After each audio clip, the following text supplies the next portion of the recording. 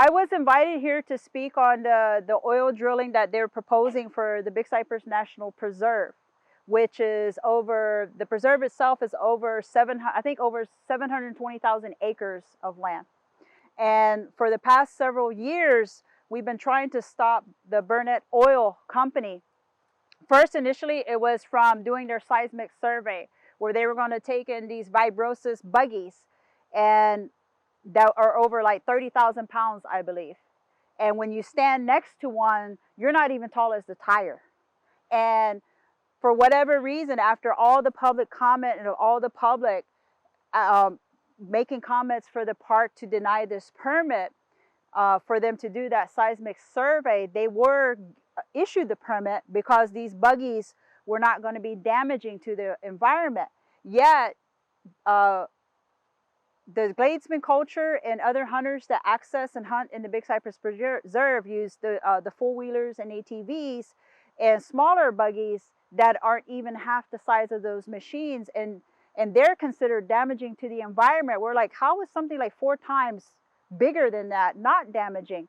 But they were issued these permits, and not too long later, groups like the NRDC, the National Resource Defense Council, and some other organizations filed lawsuits because of the issuance of these.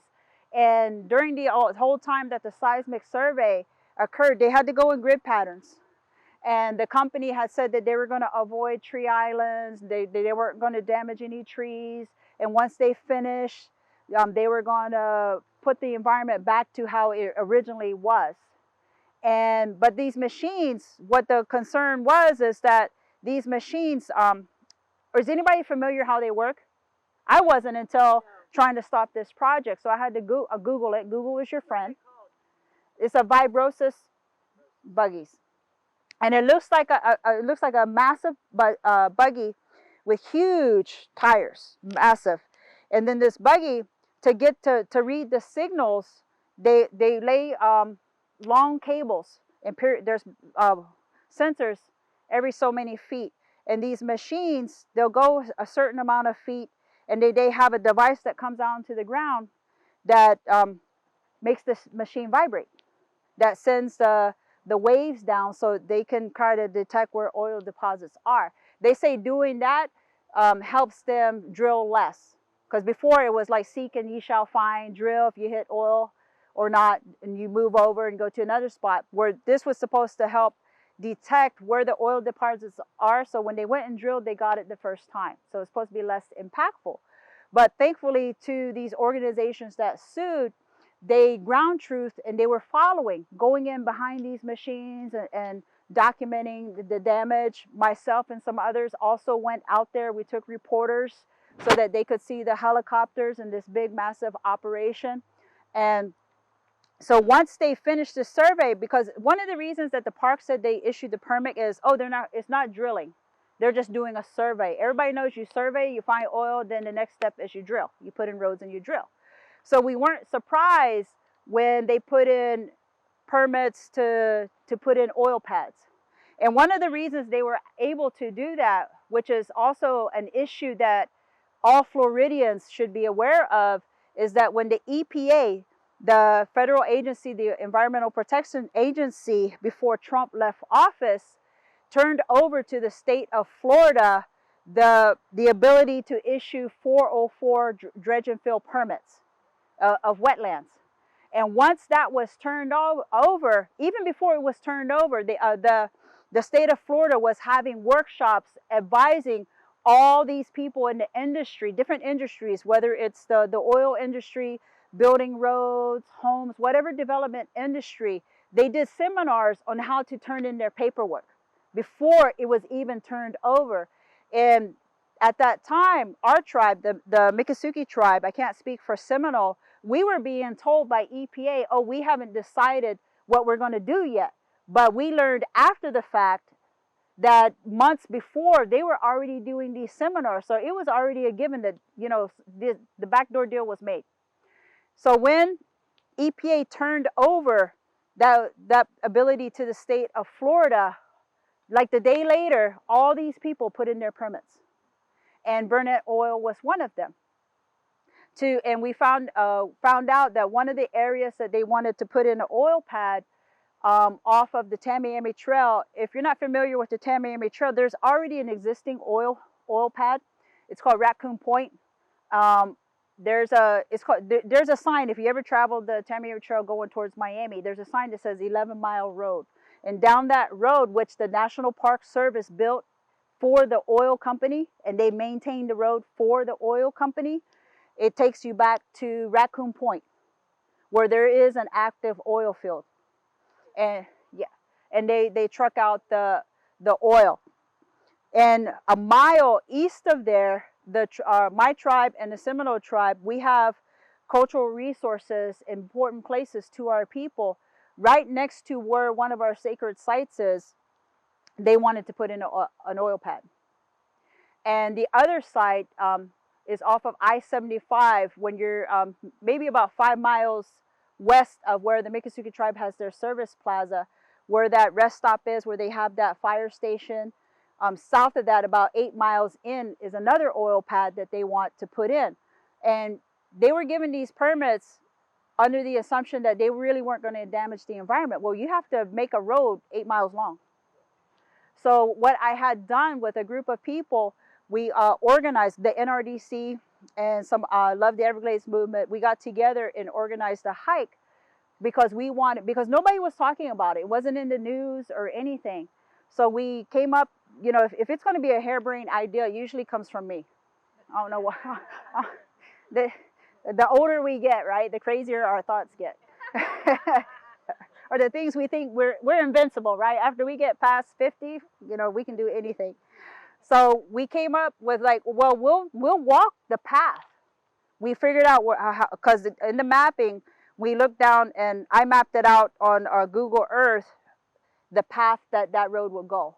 Because I wanted to show all the people who were going to hike every tree that was going to disappear, everything that was going to be destroyed in that path when they put this road. And we walked in 4 miles to, there were going to be various sites. We later learned there were going to be we thought originally it was just 2 oil pads. I think it was going to total to a 4. Or is it 7, Joel? Is it 7? I thought Matthew Schwartz told me 7 later on. It would be about 7, right? I think it was going to be 7. Yeah.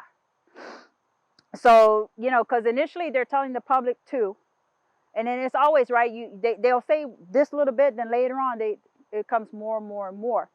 So what we were able to see, the trees that they were supposedly going to avoid, they were going to go right through some hammocks, just like plow right on through. And if you're not aware, all of the Big Cypress Preserve, you know, from what I was taught, is like nature itself. Everything is sacred to our people. And my late uncle used to carry a photograph. And the photograph looked like the stars in the night sky. And he would show people what it was. He would ask people, hey, you know what this is? And they're like, oh, it's a night sky. Those are stars. He goes, no, that's the amount of cultural resources in the Big Cypress Preserve. It's almost like looking at the sky and seeing the stars. And that's what is known, the known sites. And the Big Cypress Preserve has that. So whenever we were in discussions, our tribe, because of that walk, and when it made the newspapers and media, and when it was getting out to other states, Burnett Oil actually contacted the Miccosukee tribe and said, can we talk? Before they ignored all the phone calls. But because of, you know, some 60 people plus walked out there and created some kind of, you know, sensation about what was going on, they came to the table. But unfortunately, when the tribe was putting all their concerns out there, all they told us was, well, we hear you. We hear you. You know, we understand, but they don't understand. And after that, when our tribe was asking for more information, we also found out that the Florida Department of Environmental Protection also wanted more information from Burnett Oil before that they would approve their permits.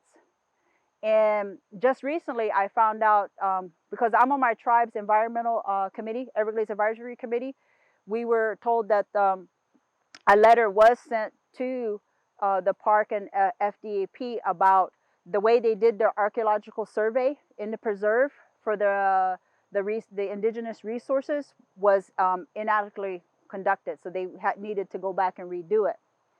And that being said, you know, there was all this talk about it's probably going to be approved anyway. And the reason they got their seismic survey permits, from what I understand, even though the local Park Service people didn't agree, they were told from Washington, D.C. that they will issue those permits.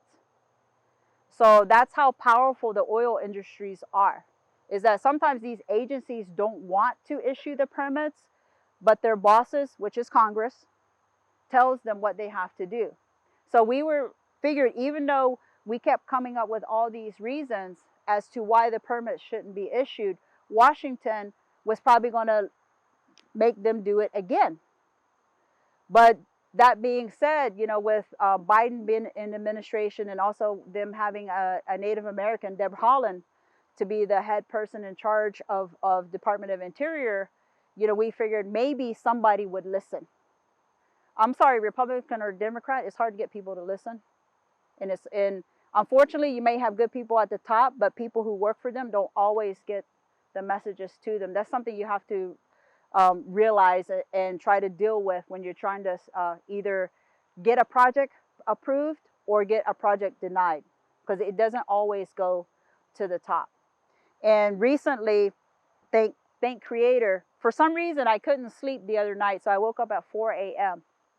So I started going through my emails, and I had in my email from FDEP, because I sign up for alerts.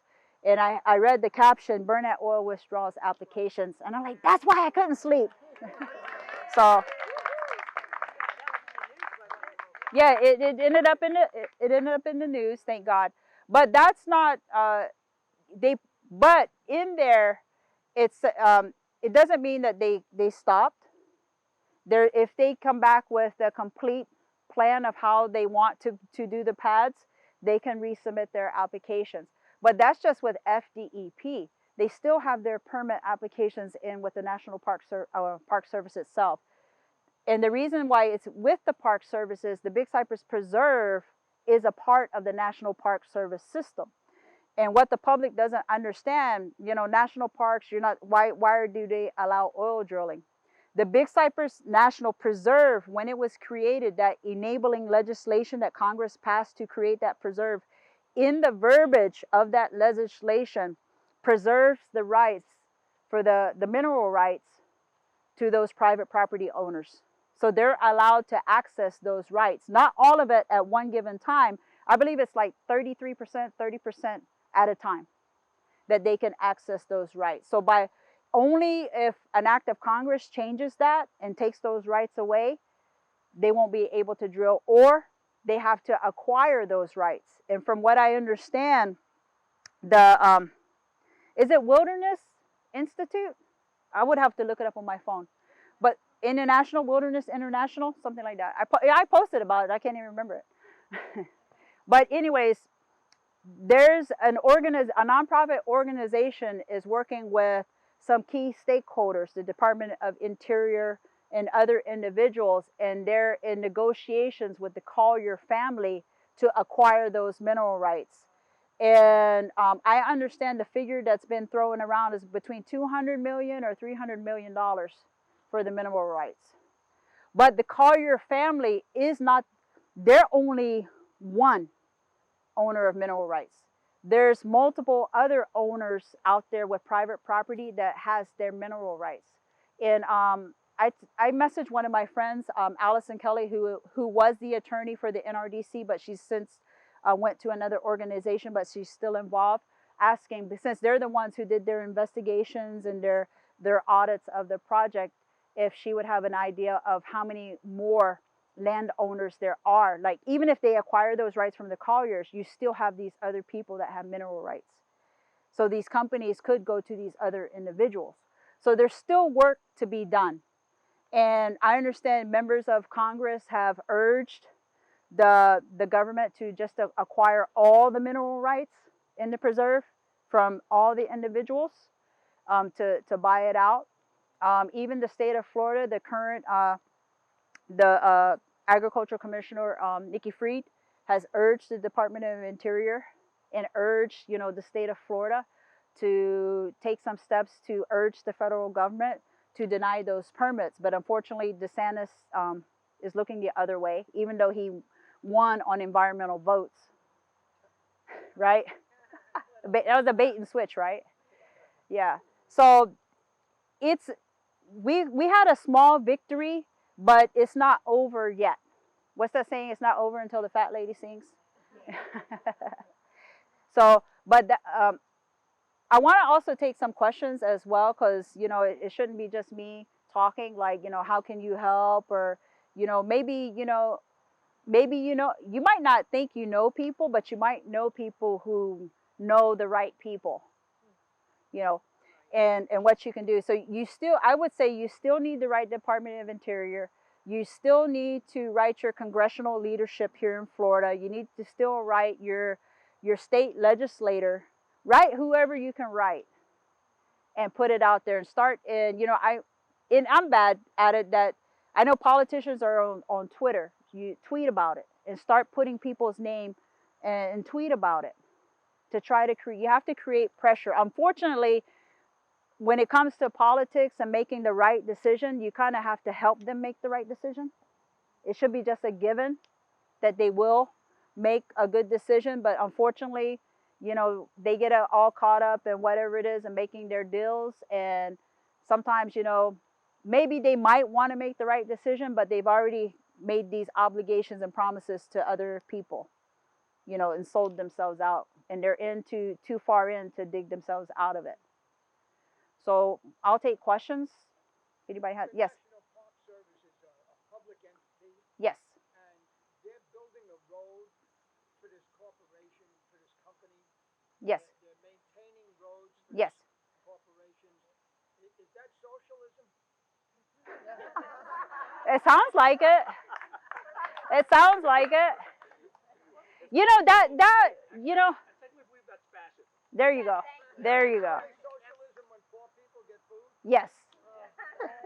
Even I was kind of surprised that, because anybody else has to make their own road, right? If you're a private citizen, you put out your own capital to make your own road, or you buy a house where the development put in the road for you. Well, I live in the Big Cypress National Preserve. I know where my family's camping. Everything that we had to do, we had to put my parents put their own funds in, and then later on, our tribe, whenever we had high water, they would offer to put in fill to raise, the elevation of our family's camp.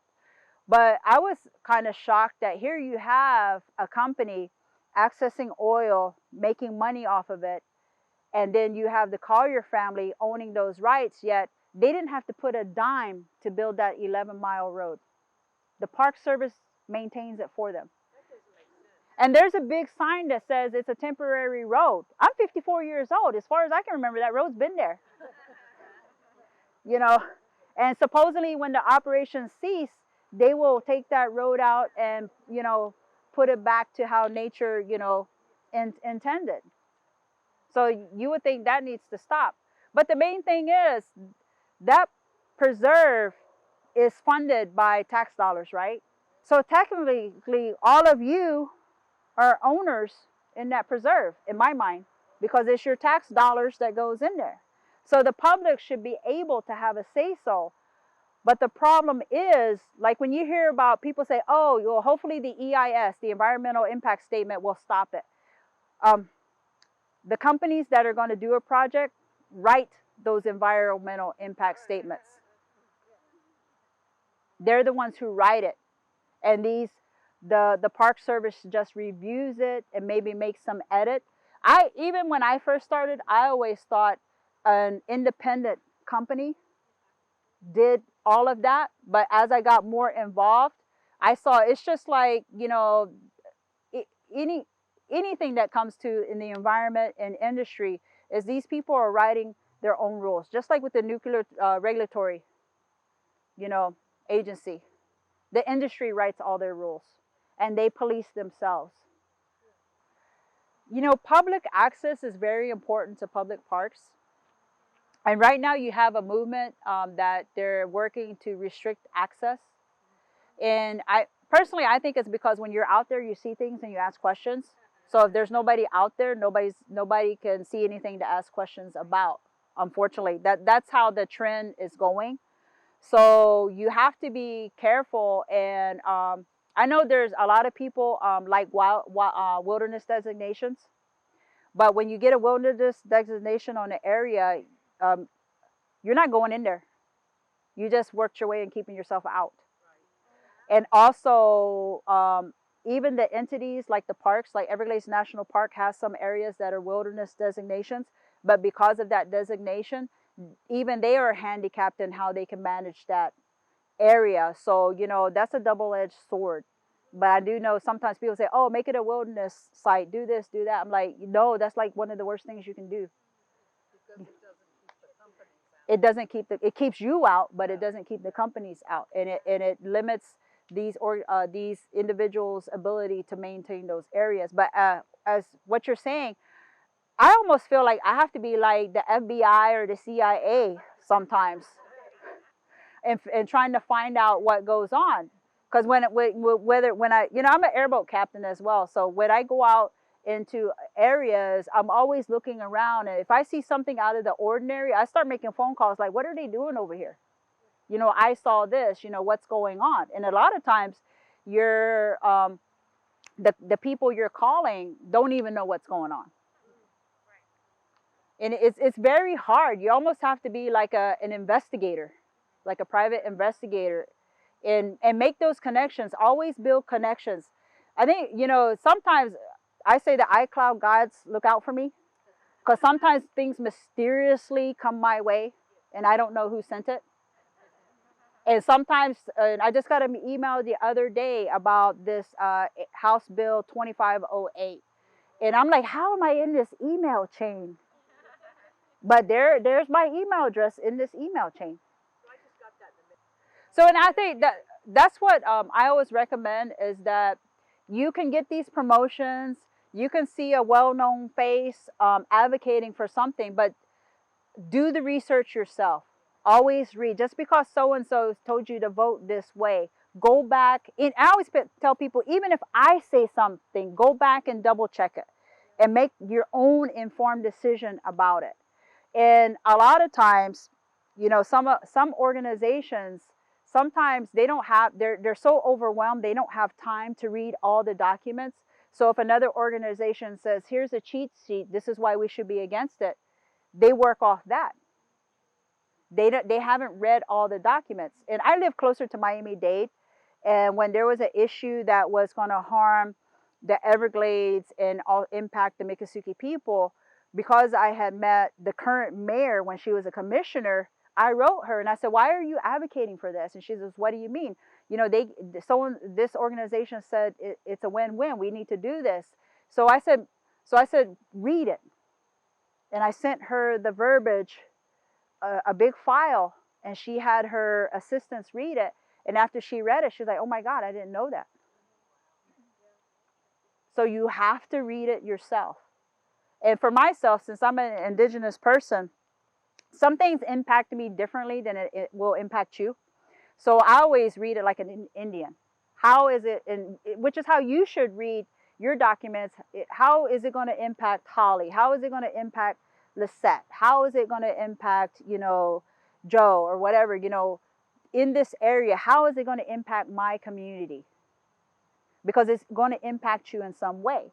And the video that Holly was talking about that I had, when it comes to, you know, the Big Cypress Preserve provides, I believe, about 40% of the water to the Everglades. A lot of people think, and unfortunately, a lot of experts advocate that the majority of the water is through Everglades National Park on the eastern side, and that they really don't get too much water from the preserve side. But the preserve does contribute 40% of that water.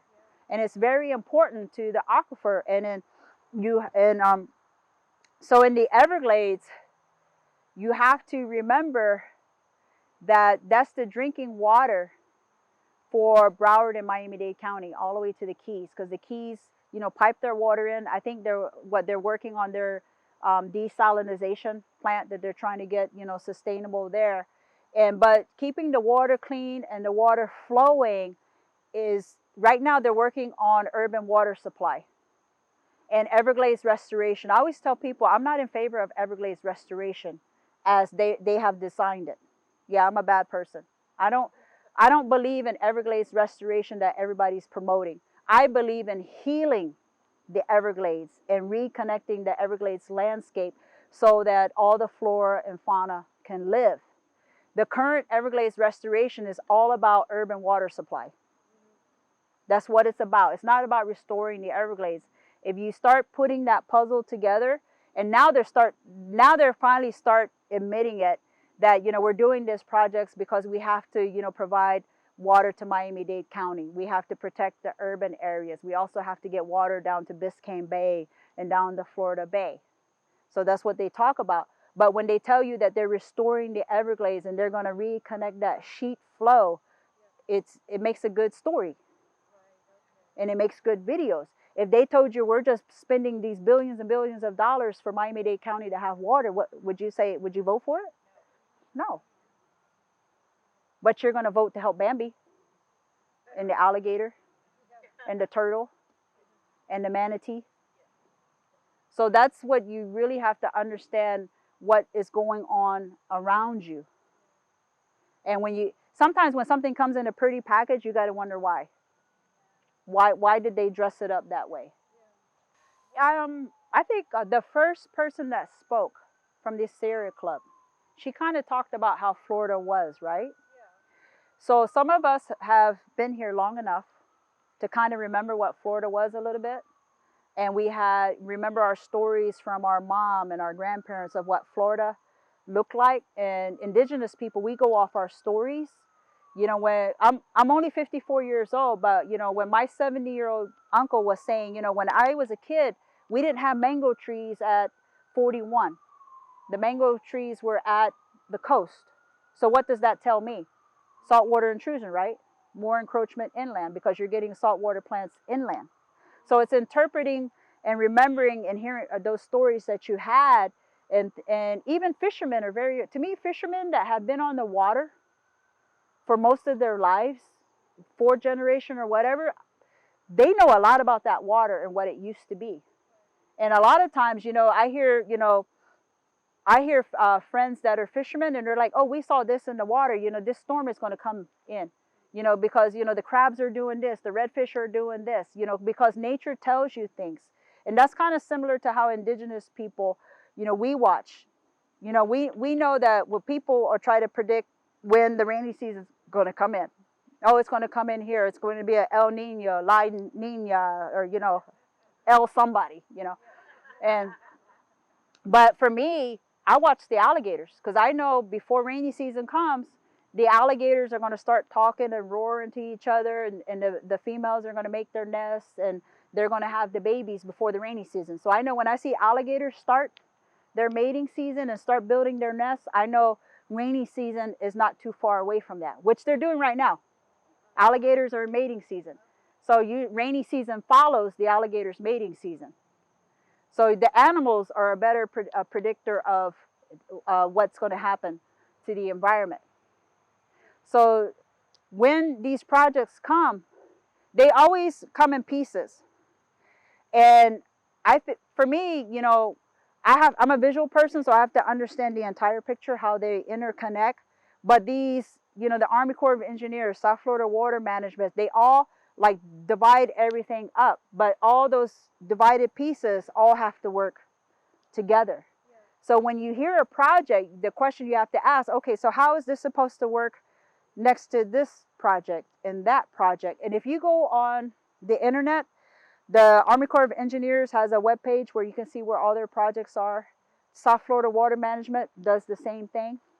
And if you want to know about impaired water bodies in Florida, the state of Florida has a website that you can go on.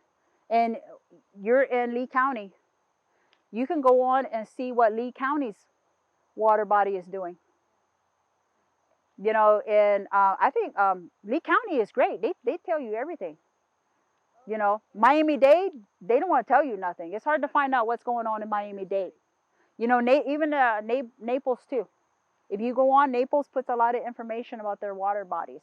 So you can see all of that and how it's connected. And you have to understand, try to learn how nature works.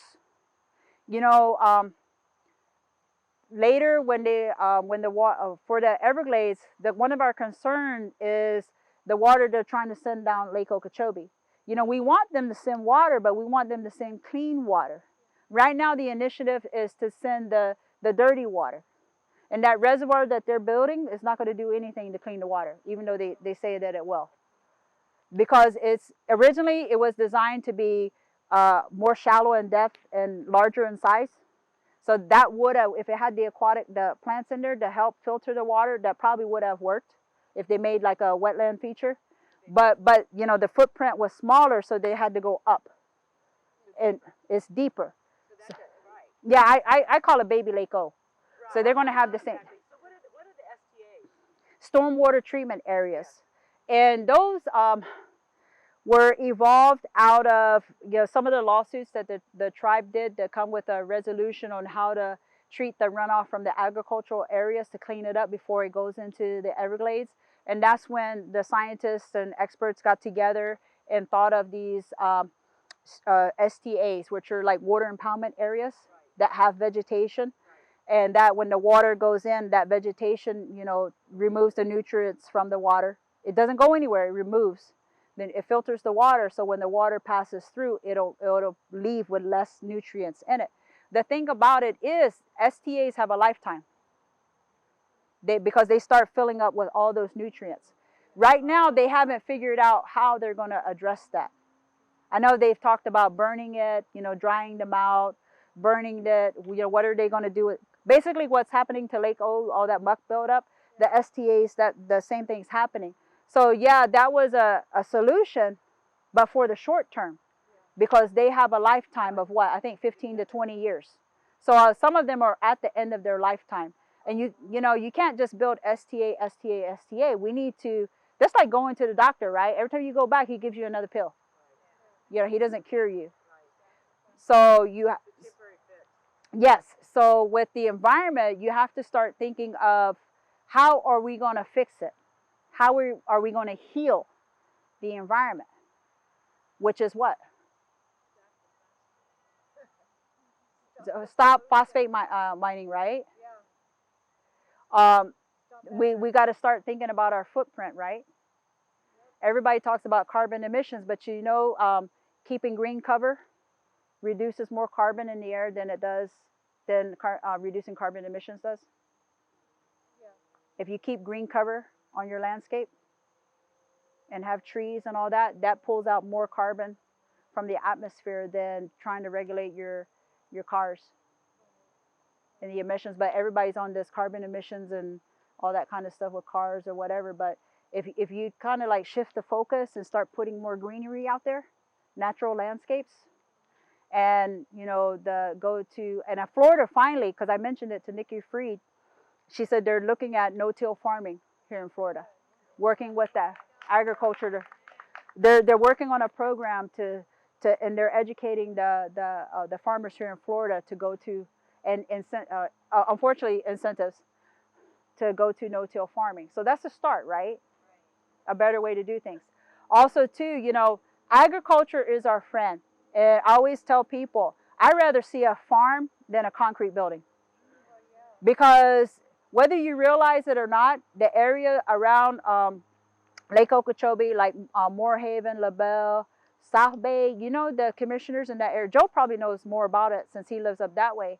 I remember being in a commission meeting a few years back when we were looking at FP&L when they were trying to build a power plant in next to the Seminole Reservation, that they were working on streamlining their process of permitting so that they can get these big corporations. They were trying to lure big corporations, industries to build factories in their communities like South Bay, Clewiston.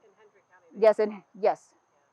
And so they were, you know, making it easy just to come in and build, because where you see a sugarcane field or a tomato field, you're probably going to see an industrial park there the next day. So I rather deal with the sugarcane and the tomato fields because that can go back to nature.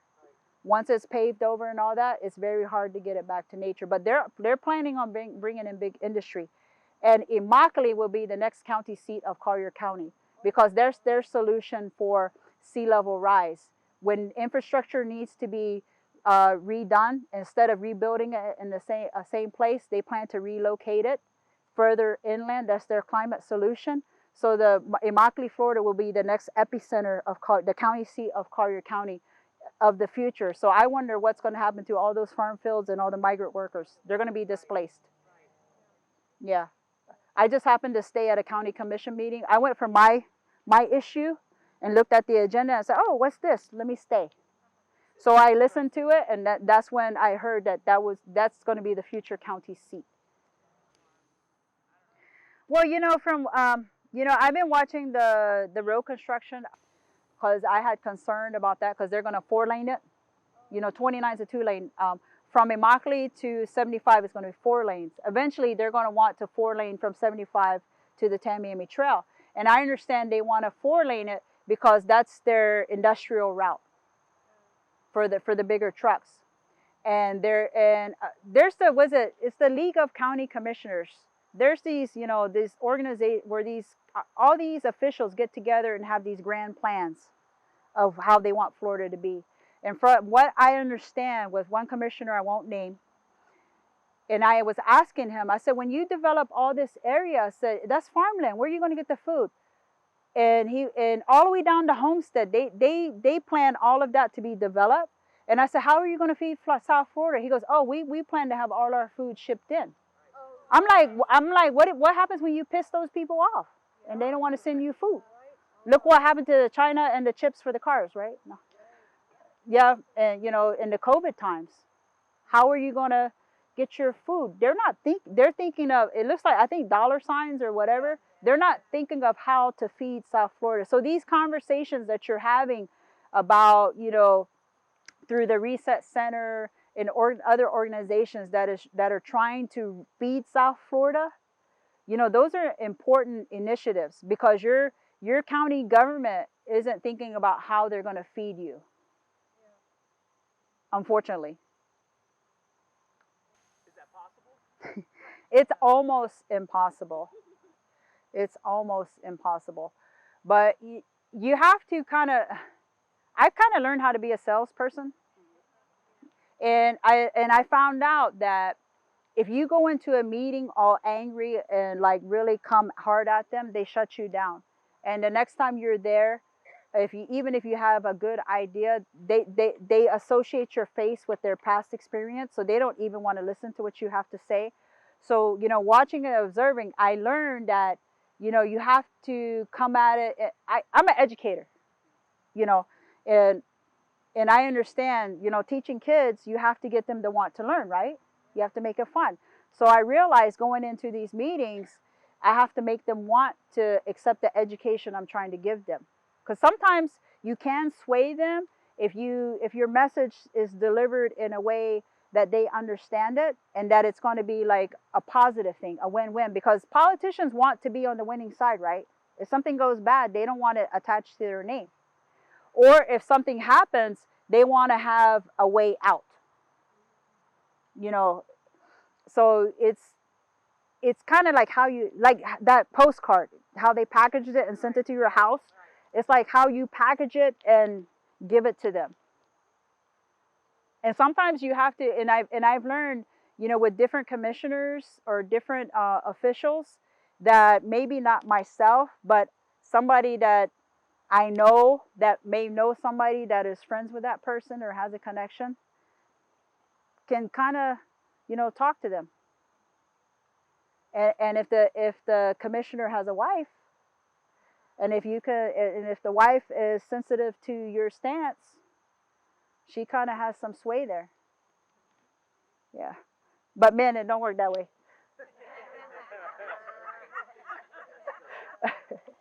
Yeah, but usually, it's how you package it. Yeah. There's a hand back there. They haven't opened any wells. From what I understand, there's on the internet, the NRDC made a website called Save Big Cypress. If you go to was it Save Big Cypress or Saving Big Cypress? Save Big Cypress. And there's different links you can click on that tells you how much. They have pictures and everything of the damage, and they want people to put pressure and for them to, because Burnett Oil didn't go back and do what they said they were going to do. They kind of did a halfway job. So they want them to go back and where the buggies went through, they want them to fix it. They're supposed to fix it back to grade, which they didn't really do a good job of. And there's some other things. There's like a list of things, but they're asking people to contact the park, to put pressure on them, to contact officials to put pressure on Burnett Oil to go back and do the proper mitigation as they said that they were going to do. Because in their permit application and the conditions that they were given for from the Park Service is to tell them to make them meet those, meet those demands, right? Meet those terms of their permit. They didn't meet the terms of the permit. But also to the other creatures that depend on water, because water connects all of us, right? And we need to have water. And unfortunately, you know, a lot of water bodies here in Florida is impaired. And that was another issue with the Burnett Oil in the Big Cypress Preserve. You have the Floridian aquifer that goes down all through that area and into Miami-Dade County. So if you and unfortunately, industry is allowed to have their trade secrets that they don't have to disclose what is in what their trade secrets are, because they don't want other companies to steal that. But you don't know when they which is when they found out at the Hogan well, right? When they fracked that, you know, they don't know, you know, half of what was in it. And even Miami-Dade, they didn't know that they were the recipient of that waste, because in the dead of night, you know, they trucked it across the state over into Miami-Dade County to a disposal site. And the Dade County itself didn't even know that occurred. Nobody pulled a permit or anything. It wasn't until Karen Dwyer with Stone Crab Alliance, I had asked her to do a presentation with me for Miami-Dade County. And that's when, you know, there were fire marshals and everything in that presentation, because we did the presentation, because I have a friend who works for code enforcement. So she asked us to do a presentation on water. And that's when, you know, she started talking about all that. And you could hear like the collective gasp in the room. And I saw phones come out, you know, and people going like this. Apparently, you know, they were going to get to the bottom of it, because this is code enforcement. They never knew that occurred. So, you know, that happens too with these industries. They're allowed to do these kind of things. Yes. And if you're in healthcare, because I did a presentation for University of Miami, that for, you know, the future doctors and nurses, that these industries have these trade secrets. And then when you have these individuals that are exposed to those chemicals, whether it's in a residential area or the employees themselves, and if they come to the emergency room, how are you going to protect yourself? Because when you work in the medical field, what do they tell you? Personal protection is first. You protect yourself, and then you can help other people. So you have to wear your protective gear. So how can you protect yourself if you don't know what you're coming in contact to? And how are you going to treat and help these people if you don't even know what they've been exposed to? So that goes on a lot. So it's very important, you know, is the system has to change. It has to change. And I think now, and you know, COVID took a lot of people. It made a lot of people think. And I think it did a good thing about making people think and rethink how they're doing things.